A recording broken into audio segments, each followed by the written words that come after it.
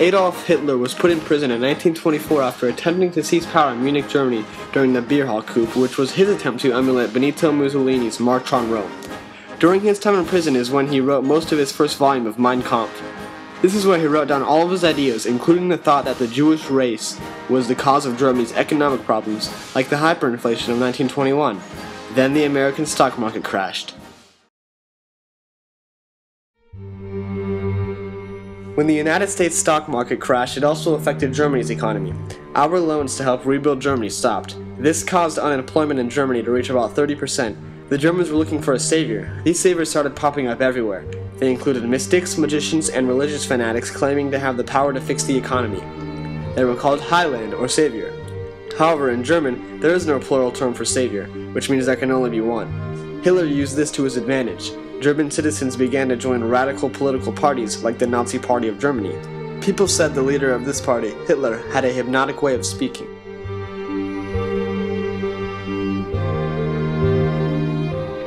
In jeder Stunde, an jedem Tag, nur zu denken an Deutschland, an Volk und an Reich, an unsere deutsche Nation.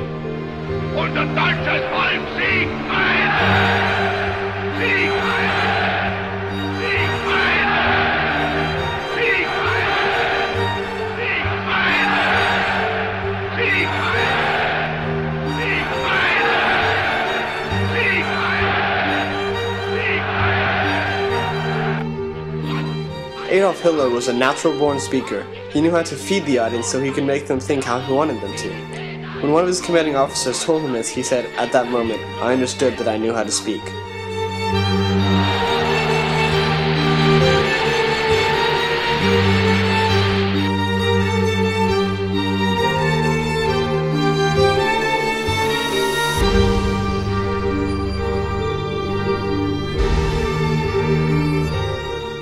Adolf Hitler became Der Führer, the leader of Germany in 1933 after winning the election with 43% of the vote.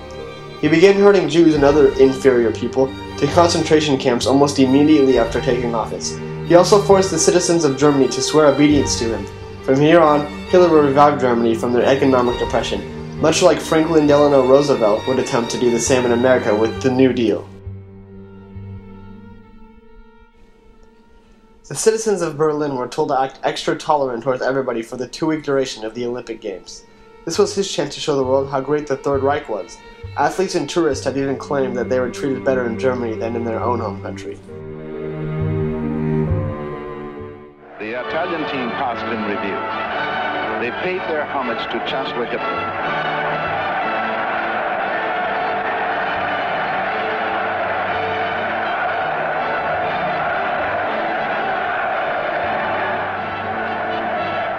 The American team gave the audience no chance for speculation.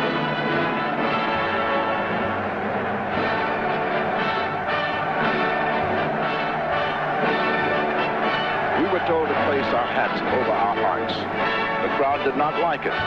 Every nation dipped its flag to the Führer as it passed the Chancellor's box. Every nation but one. The United States flag has never been dipped.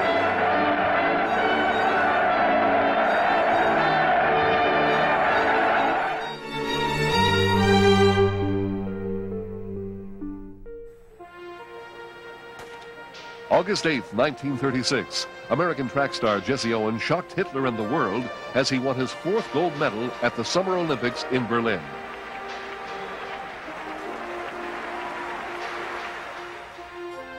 Berlin had become the focus of world attention in 1936, when the Summer Olympics were held in Hitler's Germany. This was to be Hitler's greatest propaganda triumph. Not only would he show off his nation to the world, but he'd prove on the athletic field the superiority of his Aryan race. Ich verkünde die Spiele von Berlin zur Feier der 11. Olympiade neuer Zeitrechnung als eröffnet. The games were open, and Hitler's master race was on display. But his ideas of racial superiority were about to be repudiated by the performance of African-American athlete Jesse Owens. Owens, a track star from Ohio State University, had electrified college sports earlier in the year with his stunning performances. When the track and field competition began, Hitler was in attendance. He had come to watch his German team dominate their opponents. He even congratulated the first 3 gold medal winners. When Jesse Owens, Cornelius Johnson, and other African-American athletes were awarded their gold medals, Hitler was conspicuously absent. Although reasons for Hitler's absence went unexplained, many observers felt he wished to avoid the humiliation of admitting that someone he considered inferior had just beaten a German. Jesse Owens went on to win gold medals in the 100-meter dash, the 200-meter dash, the long jump, and in the 400-meter relay.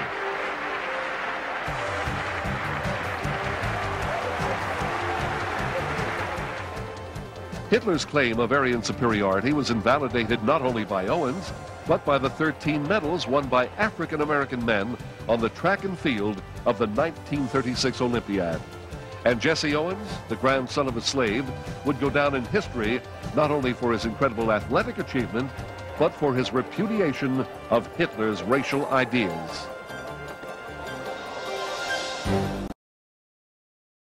Kristallnacht, or the Night of Broken Glass, was sparked by the assassination of the third secretary of the German embassy in Paris.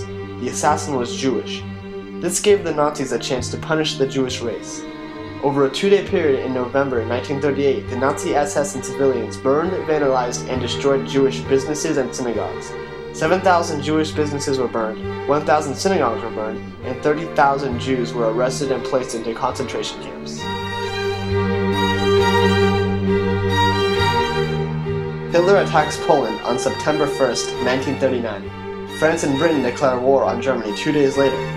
This is the start of World War II.